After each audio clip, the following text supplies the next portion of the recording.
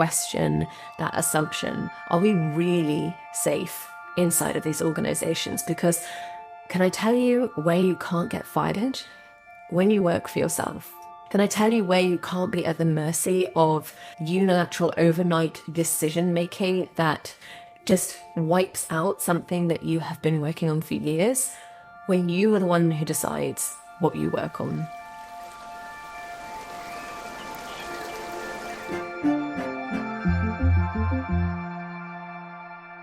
Welcome to the Regenerative Work-Life podcast. I am Alyssa Murphy and I am here to help you exit corporate and build a regenerative business. Usually I start the episodes with a little bit of gentle storytelling. Maybe I share an anecdote from my life, my career, or my experience with clients. Today I'm dispensing with all of that. We're just going to get right into it. I'm feeling punchy. I think there was a real urgency to what I want to share with you today, so let's just get right to it. 5 reasons why you should invest in radical career change. Reason number 1, corporates are choosing profit above all else. I'll be honest, I'm not sure that corporates were ever really doing anything else, but at least for a while they were pretending to. What we're seeing at the moment is a real definite trend of corporates backtracking on their sustainability commitments, as well, of course, as their DEI commitments. This is a real intersectional retrenchment that's going on. So what this means for those working for those corporates is that this idea that I know a lot of you have, that change from the inside is possible and potentially even preferable because you have an organization with structures and processes, and it has scale and the possibility to have real impact quickly and potentially globally. I know all of the reasons why we want to believe that change can happen from the inside, but the evidence that we're seeing is that it's just not going to happen. Something has shifted in the political landscape. I don't think that's too complicated. And there is a sort of carte blanche for corporates to just pursue value for shareholders at all costs. And that is what we're seeing happening. The most notable example in the last weeks, certainly where I am in the UK, was BP going back on its commitment to renewables and announcing that it's going to be significantly increasing its investment in oil and gas. But BP is not the only one. There is the Norwegian state-owned, I think it's utility, Equinor, that has made very similar moves away from renewable back into oil and gas. There are loads of examples recently of banks going back on their commitments. Wells Fargo has essentially dropped all of its net zero commitments. Barclays and NatWest have dropped climate targets from being part of their executive bonus structure. And Morgan Stanley has joined Goldman Sachs and Citibank in leaving a UN-backed climate alliance. There's also been, I think it's about 40 fashion suppliers who have gone right back on their sustainability commitments. The point is, it's happening everywhere. It's happening fast. It's happening without warning. And for those people inside the organizations that are pouring their time and energy into sustainability initiatives, into alternative sustainable energy, this is really devastating. Reason number 2, layoffs and redundancies just seem to be happening all the time. Again, I don't think this is completely new for corporates. I've worked with a lot of people who have shared their experience of seeing whole teams or divisions or projects just axed overnight. But I think with the arrival of Elon Musk and Doge and what we're seeing happening in the US, it's just becoming really normalized to fire people at scale. And again, I know that a lot of people have chosen to go into the corporate world or to stay in the corporate world because of perceived safety and security. They see that this is a really sort of stable job with a reliable paycheck. And I think it's time that we really question that assumption. Are we really safe inside of these organizations? Because can I tell you where you can't get fired? When you work for yourself. Can I tell you where you can't be at the mercy of unilateral overnight decision making that just wipes out something that you have been working on for years? When you are the one who decides what you work on. Reason number 3, we literally do not have time for you not to get radical. I understand incremental steps feel better. And I know that you might be waiting for that sort of indefinable time in the future when the stars align, when things feel right, when you reach a certain level of success or financial security and you feel like, then I'll be able to make the changes. Not right now. It might not feel sensible right now. It might not feel safe right now, but we don't have the time for you not to get radical. We need change to happen yesterday. Reason number 4, your employment is one of the biggest levers of influence that you have. And I think this is still really overlooked. We understand about consumer power. We can choose to buy products or not buy products, to support brands or not to support brands. I think there's increasing awareness of the power that we have through our money and where we invest our money and our pensions. And a lot of people are starting to make the decision to divest from banks and other financial institutions that support oil and gas or arms, for example. But surely one of the biggest levers that we have is who we choose to work for.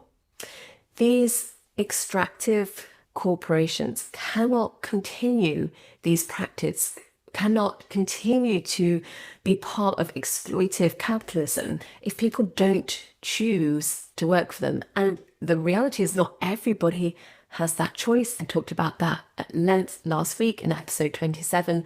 But for those of us who do have the career privilege to be able to make choices about what we do for our work and who we work for, it comes down to a choice between propping up a broken extractive system and being the change that you want to see in the world through your work. Reason number 5, life is precious. You are precious. Your energy, your time, your commitment, passion, skills, they matter. They are needed. You are too good to waste inside of hierarchical structures where someone else will always wield the decision-making power and where those decisions will almost always be made in the pursuit of profit and endless good.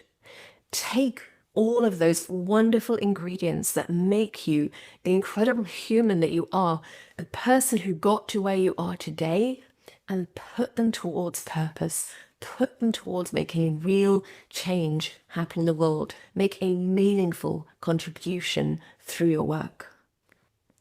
So those are my 5 reasons. I will do a quick recap for you. Reason number 1, why you should invest in radical career change. Corporates are choosing profit above all else. We need to stop believing the myth that change from the inside is realistically going to happen. 2, layoffs and redundancy seem to be happening all the time. You are not safe or secure in your corporate job. Don't let that be your excuse not to change. 3, we literally do not have time for you to do anything other than radical change. 4, your employment is one of the biggest levers of influence that you have.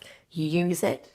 Number 5, life is precious. You matter and you are needed. Now that I've outlined those 5 reasons, I'm going to just look a little bit at some definition of what I mean when I talk about investing in radical career change.